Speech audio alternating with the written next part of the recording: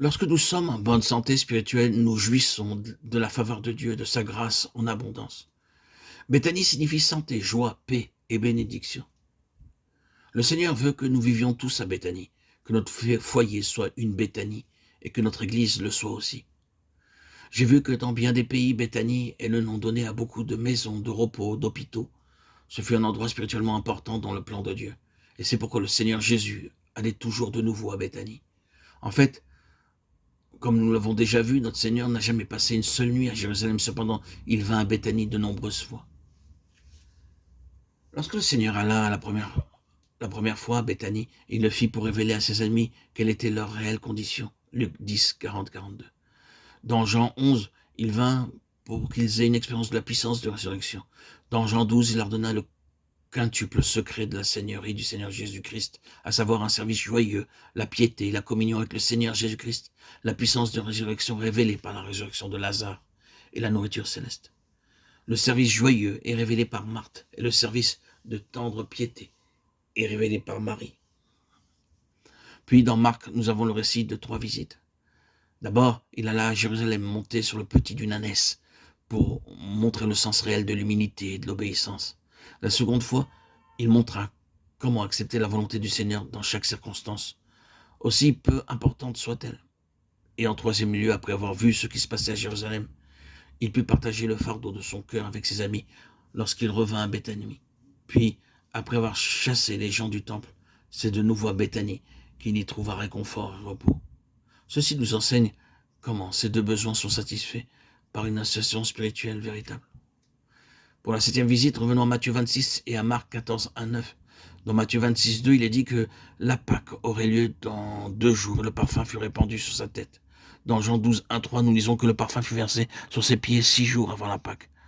Ceci prouve que ces visites furent faites en 2 occasions distinctes. Dans Matthieu 26, 2, notre Seigneur dit encore à ses disciples que le temps était venu pour lui de souffrir, d'être injurié, d'être mis à mort et de ressusciter. Bien qu'il dise ceci un grand nombre de fois, ses disciples ne comprenaient pas ou ne croyaient pas ce qu'il disait. Marc 8, 31. En quelque sorte, ils étaient devenus spirituellement sourds à ce sujet, parce qu'ils ne pouvaient pas comprendre ces paroles. Pierre commença à reprendre le Seigneur Jésus-Christ. Dans Marc 9, 31, 34, au lieu de comprendre le sens de ces paroles, ils commencèrent à discuter entre eux. Ils ne saisissaient pas ce qu'il disait, et au lieu d'essayer de comprendre, ils commencèrent à se disputer pour savoir qui était le plus grand d'entre eux, le futur chef. Lorsque le premier ministre indien mourut, les gens de Madras demandèrent qui sera le futur chef. Cette affaire de chef intéresse l'homme. Les disciples pensaient, il va mourir, et qui prendra sa place. Je pense que Pierre, Jacques et Jean étaient plus occupés de leurs honneurs personnels que du véritable message du Seigneur Jésus-Christ. Cela paraît être le défaut de beaucoup de gens.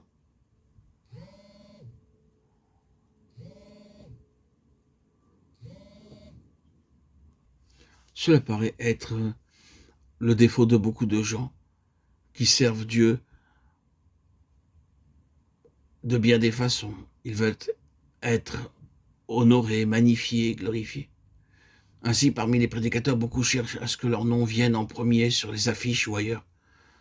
Au lieu de magnifier le Seigneur Jésus-Christ dans leur enseignement et leur prédication, ils magnifient l'homme. C'est ainsi que rapidement ses disciples avaient oublié tout ce qu'il leur avait enseigné. Ils se querellaient pour savoir lequel d'entre Pierre, Jacques ou Jean prendrait la première place. Dans Marc 10, 33 à 35, leur plus grand désir de ce moment était d'occuper le poste le plus élevé. D'abord, ils se disputèrent entre eux. Puis, 2 d'entre eux formèrent un clan à part. Ils pensaient qu'en allant voir Jésus-Christ en privé, ils obtiendraient une recommandation spéciale avec laquelle ils étaient sûrs d'obtenir la position convoitée. L'un assis à la droite et l'autre à la gauche du Seigneur.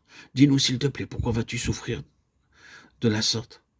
Ils étaient intéressés pour ce qui allait leur arriver à eux et comme ils pourraient obtenir quelque chose de lui avant qu'il s'en aille. Et comment ils pourraient obtenir quelque chose?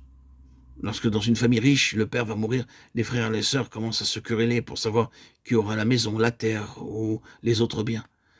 Pour avoir la propriété, ils essaient d'avoir la signature du père.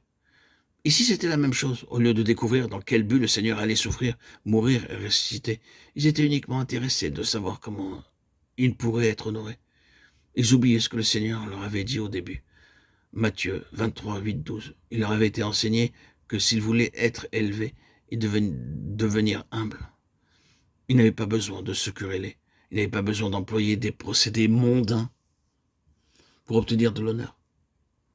Il leur avait été dit clairement que s'ils s'humiliaient eux-mêmes, ils seraient élevés et occuperaient une autre position. Que nous sommes fous d'user des moyens mondains pour nous élever, alors que la parole de Dieu est si claire. C'est par la véritable humilité qu'il pourra nous élever. Personne n'avait compris ce que le Seigneur disait parce que leurs pensées étaient centrées sur eux-mêmes.